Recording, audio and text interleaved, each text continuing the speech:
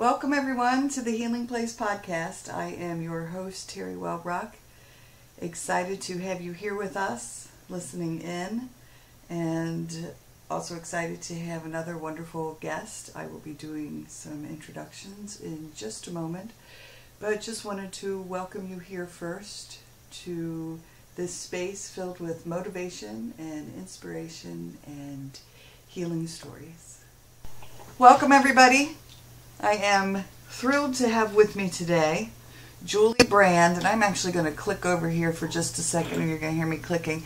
An introduction that I would like to read. Julie and I met through ACEs Connection, which is a phenomenal community that I've talked about on air before. And so, I'm going to read this to you. Julie is an addiction specialist, a domestic violence counselor, and youth educator who has literally worked with thousands of youth. She's now specializing in women's treatment, the founder and executive director of a residential treatment program exclusively for women suffering from addiction, PTSD, depression, and childhood trauma. She also has a high ACE score herself and is an adult survivor who's endured many adversities. But I love it that you have on here, Julie, Yet I Thrive, because that's mine too. I love it that I made it through, found that resilience, and so that's what you're doing. You're helping people find their resilience, right? That's exactly it. That's my goal is to continue to thrive and to help others thrive as well. Yeah, I love it. Well, thank you for joining me, and welcome to the podcast. Well, thank you for having me. It's really an honor and a pleasure, believe me. Well, thank you so much. Well, so tell us about a WISE retreat program and what it is you do to help women. Okay. Yeah, thank you. A WISE retreat is a private facility that I dreamed about, envisioned over 10 years ago. I was actually sitting in a very boring meeting. I hate to say that, but it was. And I was just doodling, and I came up with a logo, and I thought, I've been working with so many agencies, and someday I'm going to open my own. And I came up with the acronym WISE. And WISE stands for Women Inspired, Supported, and Empowered. I love that. And it started then, 10 years ago. And about 5 years ago, I just, every day I was doing something towards that goal. And, in 2014, actually 2013, I hit that moment where I just said, it's now or never. And I've been open for 4.5 years now. And I'm not a big corporation. I'm just me with a dream, a vision of helping other women, other people. But right now I'm really focused on empowering and inspiring other women and getting power from them as well, being empowered by them. Yes. I get empowered by that. There is such that connection. I've talked with other survivors. There's just so much empowerment that comes from connecting with others through our truths. Right. Yeah. Right. I feel that is so true. And so that's how WISE came about. And it's just been one day at a time, and it works for me. I love what I'm doing. And like you said, making that connection with other survivors. And sometimes they don't even know, what's stirring them. But here, we've developed a really safe place that it's actually a residential within a residential. It's not your average place. It's small, it's quaint, and very intimate. And very, just has that home feeling. Right, right. We have a really a holistic approach to everything, but of course we also work with a doctor here, so it's East meets West, I call it, holistic, and a little bit of, Western medicine, whatever works.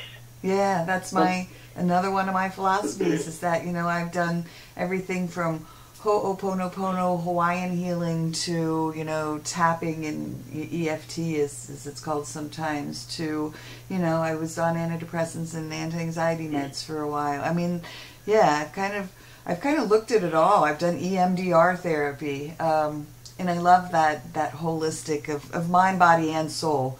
Exactly. Yeah. I love that too. Yes. That's it. Mind, body, and soul. Yeah. Because it's a whole person. You're not just dealing with people who are suffering from the disease of addiction. You're dealing with a human being. Right. Who has many other things going on in life, right? We're mind, body, and soul. I love how you put that. Yes, absolutely. So that's kind of the approach I've taken. We're different, but not better, just different. And different works around here, and I like that. I like that I'm not your average cookie cutter. Right. You know? I use that word. I just love it. Sometimes it's wonderful. Yeah. Yeah, and that's what I wanted. That's why I was sitting in that meeting thinking, oh my gosh, okay, I gotta do something different here. And that's how that came about. Wonderful. The ACEs, the adverse childhood experiences that I really am just so passionate about, and it's just something that's on my mind a lot. Came to me just a year and a half ago, though. You know, I wasn't aware of ACEs. I was very into domestic violence. A lot of my work has been in domestic violence. I was a survivor of domestic violence, but I was also a child who survived watching that domestic violence in my home a lot, and so many other adversities. But I didn't put it all together until a doctor came here to my program to do a tour and to talk. And I was telling her what I was so passionate about. I'm one of the only programs that focuses a little bit on, I say a little bit because there's so many different curriculums here, but right. On domestic violence. So when I put that together and was talking to her about that, she says, it sounds like you're really talking about ACEs. And I'm like, oh gosh, okay. I'm just going to be honest, what's ACEs? Right, yeah. You know? And she says, it's what you're doing, Julie. You're talking about domestic violence. You're talking about so many different adversities that you yourself have gone through, and that's how your work has come about.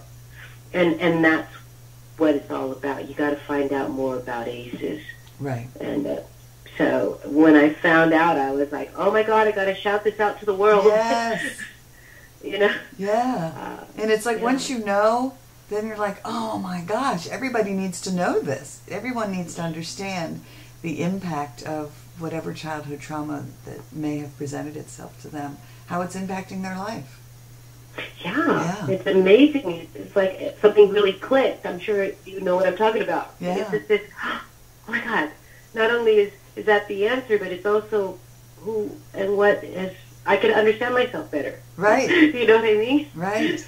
Yeah, and that's so cool. And I love, it breaks my heart when people have high ACEs scores, like you, like myself. But it gives me so much hope, and I think it gives so many other people hope to know that not only did we survive, but we're thriving, and out there helping others to survive and thrive. So yes, congrats on that.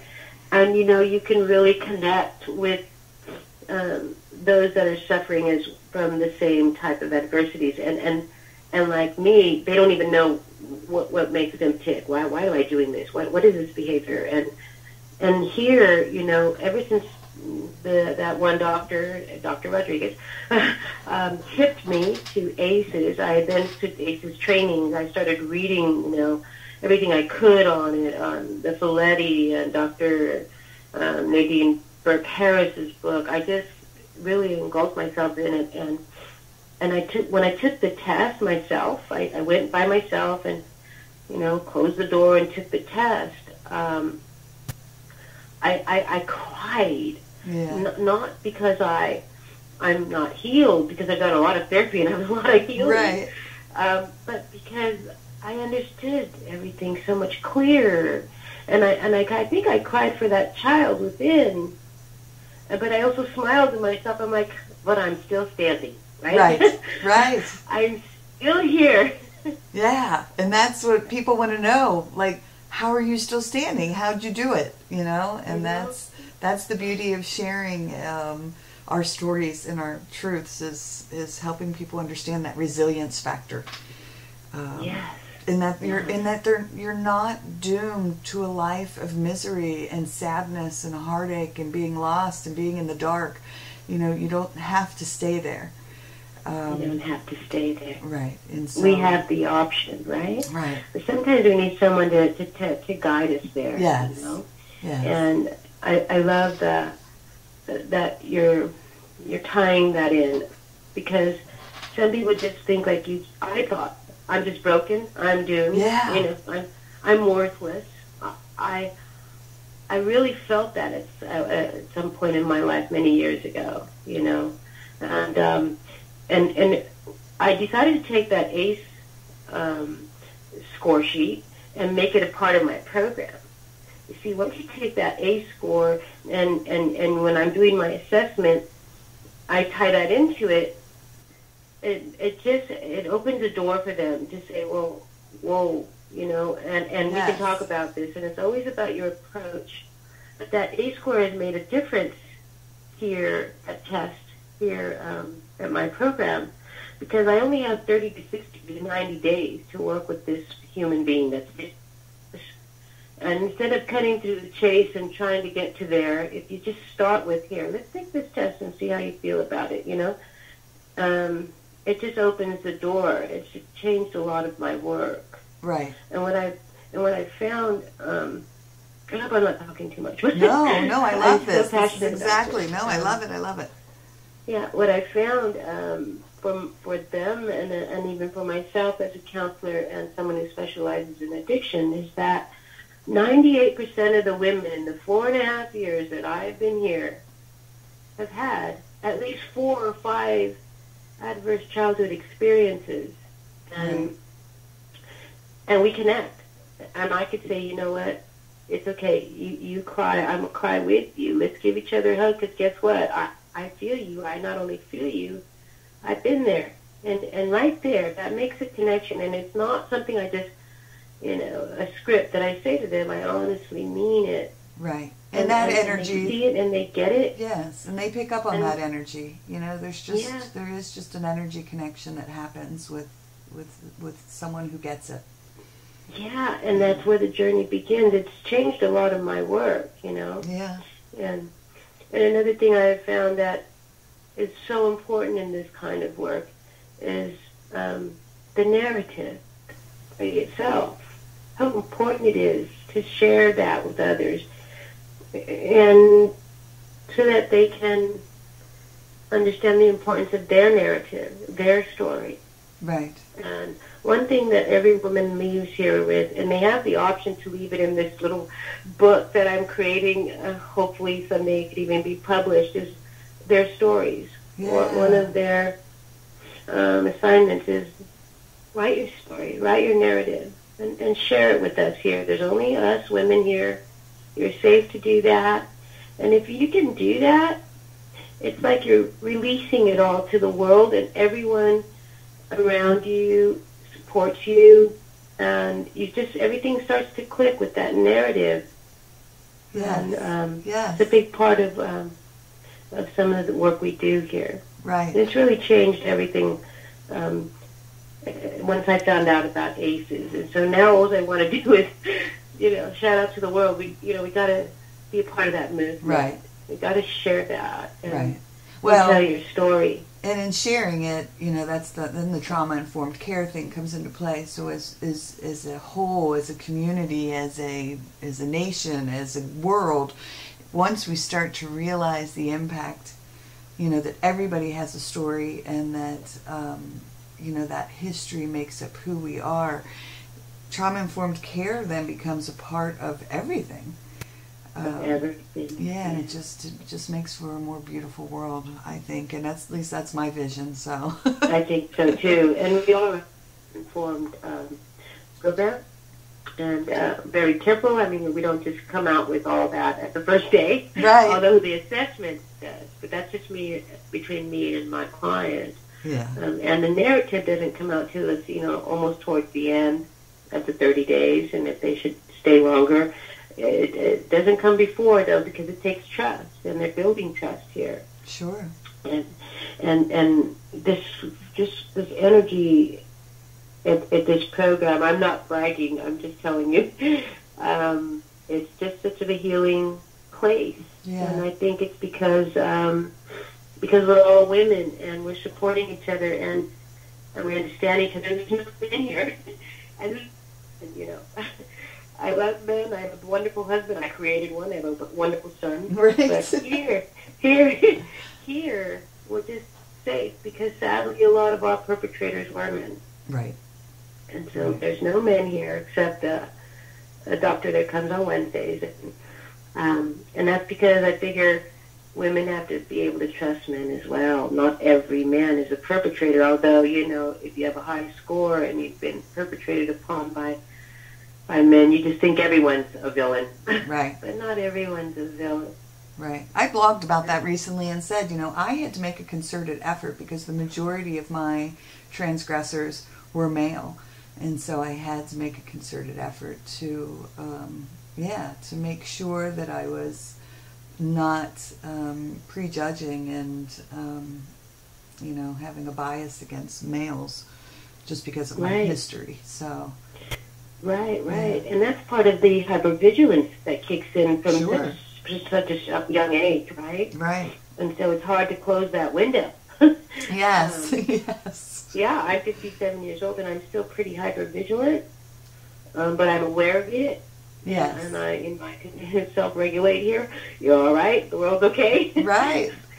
I so get you because I'm 52 and I'm the same way, but now I know what it is, so I can catch myself and say, okay, I'm way off kilter, what's being triggered, and do some grounding stuff and do some mindfulness stuff, and and then once the more that people are able to recognize that in themselves and aware of what's happening with them in them, and find out about ACEs, we just found out, you and I just found out in the last few years. I mean, yeah.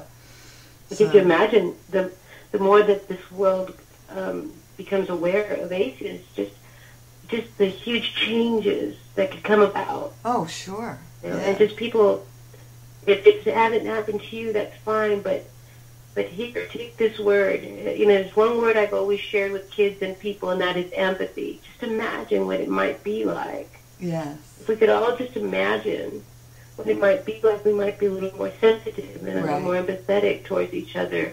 Right. And a little more caring towards each other, So I always tell every woman that leaves here, don't forget, you got to share this with everyone. Yes. That love keep thy it neighbor going. Thing really, really works. Yes. Very much. So one of my questions that I ask, most of my podcast guests is, if you could reach as many people in the world with your message, who would you want your audience to be? The world. Great answer. That's mine too. I would like the world to be my audience. Yeah. I'd like them to know what happens to children, how important it is to be aware of what's happening to your children, I read something you wrote, I hope you don't mind, but, no. Why did you take so long to go get that can of soup? Right. What happened, baby? What took so long? Yeah. Yeah. I hope you don't mind me saying that. No, I just wrote about it yesterday again. I know, I read it. Yeah. I read it. I do a lot of reading. I write. I know you write. Yes. I've written a book myself, and that book is the narrative, your narratives. You're writing, you're telling your stories. And my book was something that I hope will tell the world. Not everyone's going to read it, but those that do might share just one or two, lines with someone else. And those stories stories are so important. Absolutely. What's the name of your book? In the Eyes of Innocence. All right. And you can actually find that on Smashwords. I don't know if you've heard of Smashwords, but the new thing or the up-and-coming thing are ebooks, although I have to have a book in my hand and read it with my hands. Yes. but it's on ebooks. It's a series, and it's a story of a handful of children raised in a very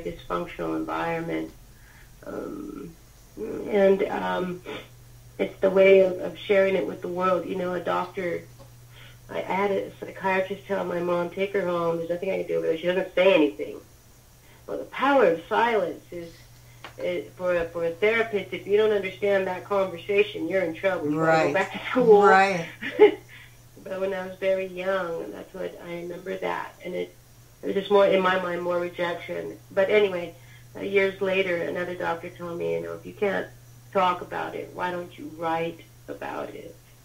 Yeah. And that's how that started. But really, I go on and on. I'm so sorry, but there's so much I want to tell you. No, share with don't this world. apologize. Talk away. What really helped me with my narrative at a time when I needed it the most was about the 7th grade. Miss Lewis slammed her ruler on my desk and said, "Julie, sit still." And then she leaned over and smiled and kind of whispered, "If you would sit still, you're going to be a great writer." And she put my essay on my desk, and I looked down, and it was my first A+. Oh. And it was probably the first time I ever heard someone say something positive to me also. Wow. You know, you're going to be a great writer someday if you just focus, because a lot of kids who have adverse childhood experiences, who are traumatized, and the stress doesn't allow you to focus or sit still, or, you know, and they label you ADD or ADHD, but really what it is you've got that hypervigilance, you've got that movement going, you can't sit still. Yes. That trapped energy. I like to call it, I thought of it as trapped energy. I had all this trapped energy. And I love that. Yeah, it came out of me through panic attacks, you know, and because I had never processed my traumas properly, and so it was all just trapped, this negative energy trapped inside of me. Yeah. I get it. Yeah. And that's what I was trying to get to is, of course, there's that narrative, right? There's that story. Because if someone would read about Miss Lewis or about our trapped energy, they would understand children more. Yeah. And they would see different signs. And Miss Lewis just saying, you're going to be a great writer someday. You could be a great writer. Right. Well, okay, now I have something that someone said good, and I like writing, you know. So that all came to play years later when this therapist said, you know, Julie, if you can't talk about it, why don't you write about it? And that's how that story started. That's how that book started. And I always knew someday I would write a book. And it's not just so written so that I could become this, you know, published, see my name in print, and be this great writer, you know, be another Hemingway, but because I wanted it to be like a manual for parents and for doctors and for teachers and maybe other children to see signs, to recognize that sadness in that child's eyes. Yes. Oh, I can't wait to read it. I'm going to go find it when we hang up. Well, the thing about it, to be honest with you, it's a series because I edit and edit and edit. Yes. The Smashwords said it was an unfinished story, and to come back later when it's finished, right? It's like a novel. It's really long. Anyway. I love it. But they suggested, if anything, that I could do short stories and turn it into a series. Okay. And so it's a series. It's In the Eyes of Innocence. And the first book is called Lost and Found. And then the second book that's out there is actually out there. It's called Lexi Lady. I'm not Lexi Lady, I can say that right now. But it's just a work in progress. It's actually done. I just keep changing things all the time. Right. I edit and I remember things, you know. Yes. And they ask you, do you want it to be fiction or nonfiction? And I say it's fiction because, well, one, for example, Lexi Lady, I can't say, I'm rambling now, but I can't say what happened to her because I wasn't there, but the stories that was told by that person and the things that I know. Anyway, so it's out there. I'm in the middle of finishing up my manuscript for my book. The proposal's done, and but as I type, I come across stuff and then I'm like, oh, I got to go back and add that to that chapter. And then, oh, wait, I need to go back and get this in this chapter because, you know, I probably have 50 journals and I probably, you know, I've always written. I write and I write and I write and I write and I write. I mean, people see my Facebook posts and they're like, good Lord, she wrote a novel on her Facebook post. Yes, and we all have novels inside of us. Yes. It's okay to release them, right? Right. I mean, it's so therapeutic. Yes, it right? is. Oh my gosh, yes, absolutely. I love you. I have 50 journals too. That's awesome. Yeah, and you have a story, and I have a story, and all the women there, and not just women, men. We all have stories, and releasing them. Storytelling goes back throughout the, you know, thousands of years, and it works. It releases that story so that it's not trapped inside, and yes, I just love an it. amazing part of life is of the healing is your story. Tell your story. Don't be ashamed. You have nothing to be ashamed of. Right. Tell your story. Yeah, I remember the first time I stood on a stage with a microphone in my hand and told my story. And looking out, I think one of the most powerful moments was looking out and seeing some people with, you know, tears coming down their face, some people just nodding their heads, like, you know, and there was just a connection that happened with the audience that it was so powerful. I mean, I'd always done it through writing, but then through written or through spoken, you know, spoken word. And actually having I wish I could have been there. Thanks. Yeah. Do you speak, or do you speaking I engagements? do, yeah. Not as many as I'd like. I'd like to do more of them. Me too. Yeah, but I have done them, and again, always great feedback and very powerful. And I'm just real and raw, and I just, you know, I don't focus. I call it the dirty or the ugly facts. You know, I don't focus on the trauma. I tell it at the beginning. I go through a very quick little 2-minute, you know, here's what happened to me.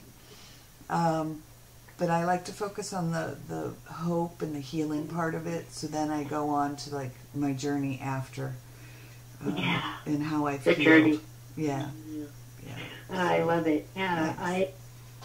I think it's really important that we tell our stories. Yes. And I also think we sometimes have to be careful on how we tell our stories. I actually did a speaking engagement at a summit in Chico, and I read my first published article was on.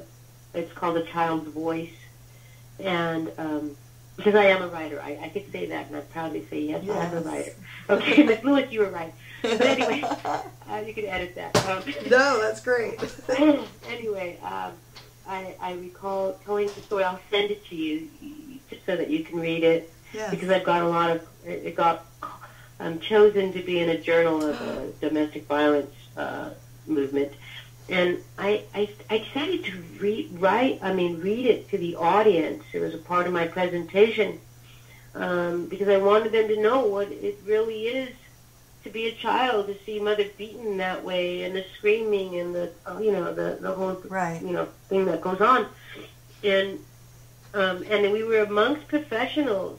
You know, it wasn't just anybody in the crowd. It was a big summit, and I remember this. I seen a lot of the nodding, like you're saying, but this one woman that was sitting there in front, she got up in the middle of it abruptly and grabbed her stuff. And I looked down and I caught eyes, and it was as if, oh my God, I think I traumatized her. Right. She's going back. She left, and she grabbed her things abruptly, and because she was in the front, it was very noticeable. And I realized, oh my God, I have to be more careful. Right. You know, people still get traumatized, even professionals. Perhaps she hasn't even ever dealt with it. Yeah. Well, that's why when I write, you know, like, and you probably saw it on the blog that I put on the ACES that you had read, you know, about the soup can, I put at the top, you know, trigger warning, because I just want people to be aware that, you know, if you're choosing to read this or choosing to listen to my speech or whatever it is, just be aware that, you know, if you have trauma history, what I'm about to talk about, while not in tremendous detail, may trigger you. Yeah. Yeah, exactly. So, I learned that. Well, good. And I knew it. I just didn't think that, okay, you're in a summit with a bunch of doctors and therapists. Now I know, just like you said, before I start my little presentations, Yes. I need you all to know that this is sensitive. This is talking about domestic violence. We're talking about a raw and very sensitive subject.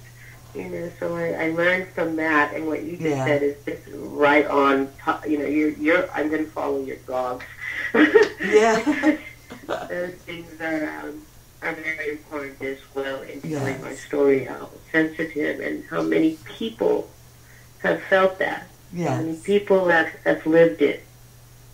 Right, absolutely. So are there any myths or facts that you would like to share with audience, with the listeners?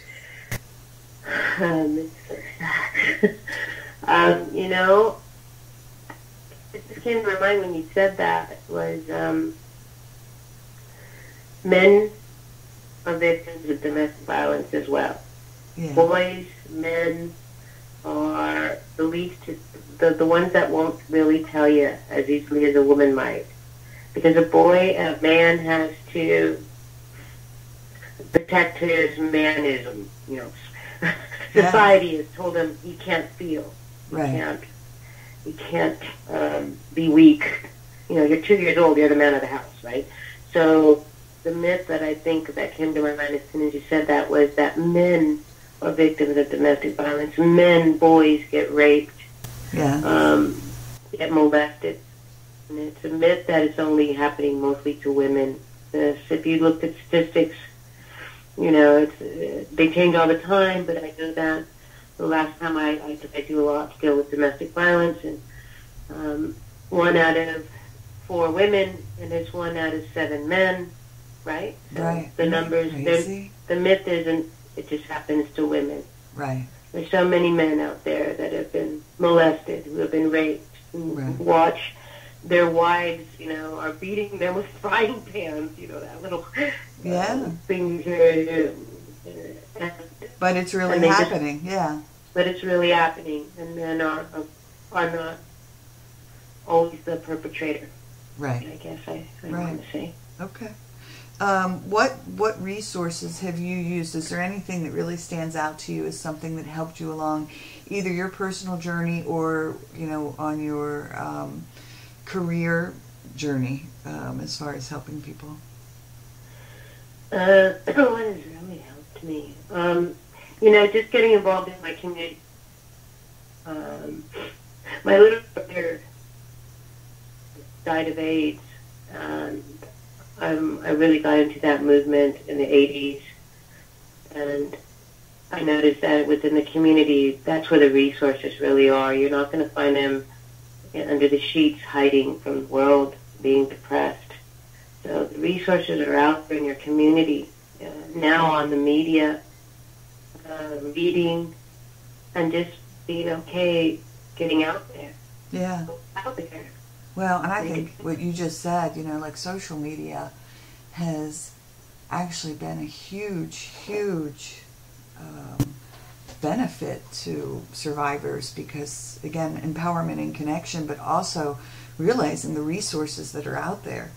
The stories and the links and the like what you're doing. Like you said, it's a program in a small community setting, in residential setting, and so it is out there. And you gotta get out there. Right. You're not gonna find it. Nothing we do is gonna take just a thought. You have to put it in action. Right. A vision. You can't just say someday. You have to say someday, but every day you gotta do something about that someday. Right. Do it. Exactly. Right. So when my little brother died of AIDS, I was really upset with San Francisco is 30 miles away from where we live, and my small community had 0. So, wow. In the 80s, you could imagine. So, that pissed me off enough to know that I needed to get out there and make some noise and make sure my community knows what's going on and do something about it. You know, you're not just sit here and be pissed off because you couldn't find the resources, right? Right. Make the resources then. Yeah. Get out there. Demand resources. Yeah, exactly. Yeah. Yes. Yeah. So I guess that's, yeah. Yeah. I gotcha. I think I'm rambling. I'm so sorry. No, I'm passionate about it all. I am very passionate about it too, and I know. I love it. I know. I love it as well. I love it when I love it that you're fired up, and so on your own personal journey, you know, how did you overcome it? What did you do? Did you utilize? What was your path like? Very crooked. Yes. A very narrow path. Yes. Steep hills, steep mountains, the climbing, getting out of the bottom. How do you do it? You know, I know it's funny that I always come back to, you have to have someone that believes in you. My grandmother was my safe place. Oh, my grandmother was mine. Oh, I know. Isn't that wonderful? I know. I would never get that. I always think if it wasn't for my grandmother. Yes. If it wasn't for her holding me when my mother didn't know how, you know, it's generational. My mother was very abused by her father. Yeah. And so, you know, I grew up with a lot of people in our day call them spankings, but today they're more than spankings. Yes. They're like against the law. Yeah. I hear a belt buckle jingle and I still get a chill. So yeah. Right. Yeah. But grandma, having a safe place. Yes. Somewhere to go. That's your resilience. That's why I call my program a safe place. Yeah. And that safe place was with my grandmother, and she actually died in my arms, and I became her safe place. Oh, how beautiful! Yeah. Wow.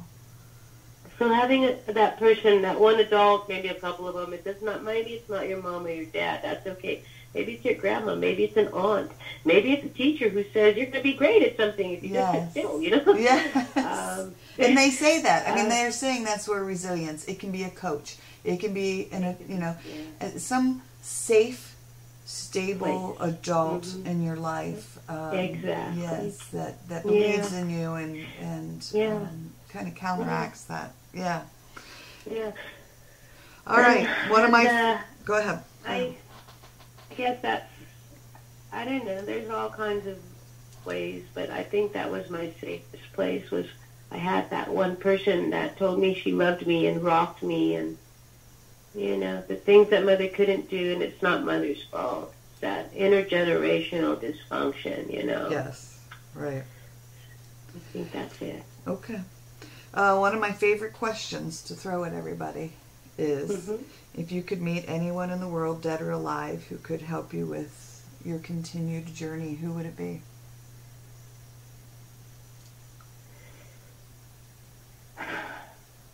God. Good one. Yeah. Jesus Christ. Yeah. The Son of God. I don't know. Someone that could just see the world from the outside in and just say, why don't you take this road instead, babe? Right. Did you not see that big arrow, that neon sign I put? And I'd be like, no, I wasn't looking. Yeah. I'm not gonna lie. You know, some people don't want to say that because, oh my God, she's religious, or oh my God, you know, she's one of those.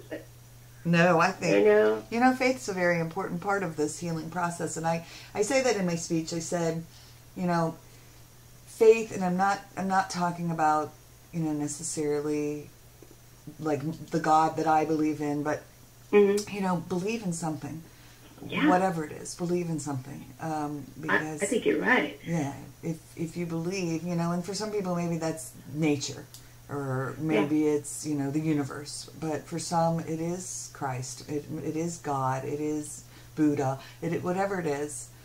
Right. Have that faith. You know, I have angels are a big part of me. I'm surrounded by them. I have I have trinkets all over my office and all over my writing space and paintings and calendars, and it's just my thing.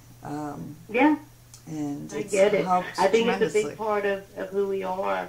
Spirituality is important. Yes. Faith and believing in someone higher than me. Yes. There's just got to be more, right? There's just got to be more. Right. And whoever that may be. And we talk about that here in my program. For some people, you're right. It's Buddha. For some people, it's Jesus, Dalai Lama, Jehovah. But whatever it is, you've got to get in touch with your inner spiritual place. Yes, absolutely. Yeah, very cool. Yeah. All right, last question. Yeah. What is your dream job, and are you doing it? My dream job, to be honest with you, I feel like I'm doing it, but I want to go towards the speaking arena. Yeah. I want to be out there. You can reach more people. You can tell your story, because your story can help others. They can empower others. They can inspire others in a bigger arena, you know? Yes. I want to get into the speaking arena, and I want to get my book finished. Yeah. And it's another way of helping people, and I want to see my program succeed, and not just with women. I want to open a program for men as well. But more than anything, I go towards the speaking arena and get my books finished. Oh my gosh. I have other books. Oh my God, I have other books in my head. Me too. You and I are so much alike. It's crazy. Like I know. I'm like, I want to speak more, and I want to finish my book. But then I have some other books. I already have a title, and I'm already working on a second ebook. Like I'm working on 2 books at once because I'm like this other one is I'm going to lose it if I don't get it out there. My menopause brain will lose it. So my menopause brain will lose it too. I totally get it. And so we'll be I don't know if you want to put this on there, but we'll be each other's support group. Oh, I am right there. We gotta write our books. We gotta get out there. We gotta get the movement and be involved and let the world know what's happening with our children, because our children are our future. I know it sounds like a cliche, but they are. Yes. Yes. You know, so and the more that's where I want to go. Yeah. That's what I want to do. Well, it's beautiful, and I fully support you and applaud you.